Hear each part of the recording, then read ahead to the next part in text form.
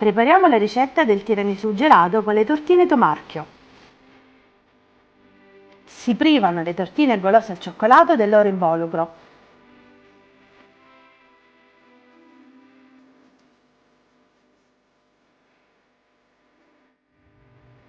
Si fanno a fette, lasciando la forma rotonda.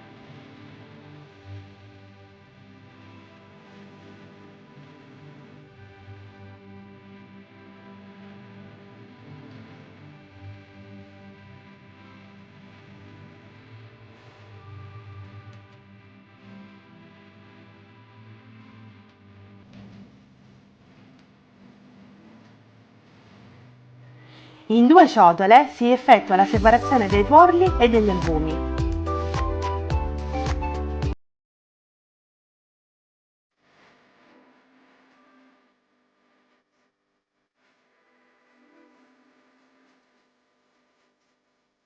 Si aggiunge un pizzico di sale agli albumi per montarli a neve piuttosto ferma.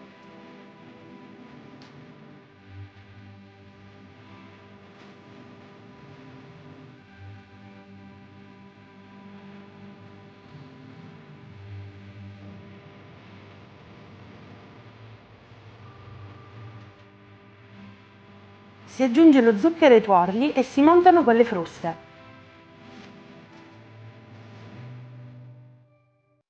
Si aggiunge la panna liquida, poi il mascarpone.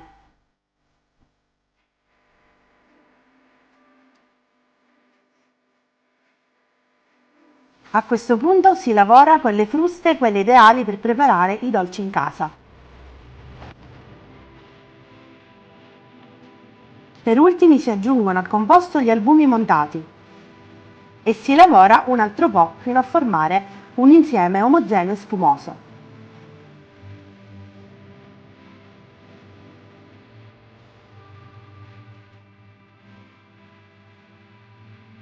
Si prende del caffè che abbiamo precedentemente preparato con la moka e poi si inizia ad assemblare il tiramisù esattamente come segue nel video.